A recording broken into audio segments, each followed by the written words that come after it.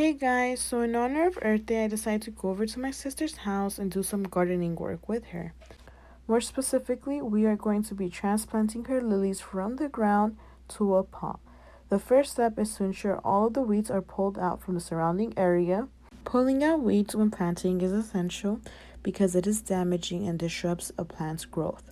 For my next step, I am putting some soil into the pot and planting it out as I am going to transplant the lilies from the ground to the pot.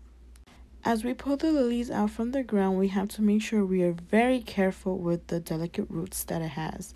We also have to gently pat down and shake the plant so the excess soil comes out of the roots and the seed.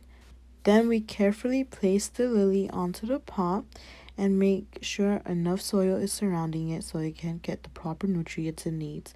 Then we dig a hole for the second lily. Second lily is out, and we carefully and gently place the lily onto its designated spot that we had previously dug a hole for. And again, we have to ensure that enough soil is surrounding the plant so it can get its proper nutrients and so that it could successfully grow. We then just pat down and flatten out the soil. This is how our first pot came out to look like. Now on to pot number 2. We carefully dig around the lily, and the same procedure that we did for pot 1 is to be redone for pot number 2. We carefully take the lily out of the soil, making sure the roots are still intact and are not broken. There we can see that the roots are successfully taken out and are intact with the lily.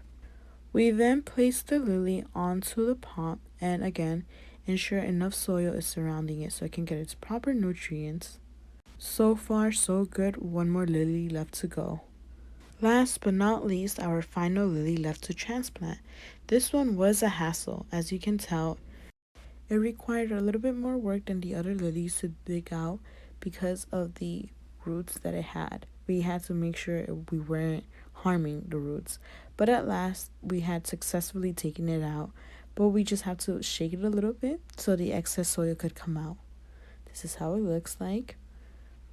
This is our final product of pot number 2. I hope you guys enjoyed my video even though the editing wasn't the best, but I had so much fun. Thank you for watching.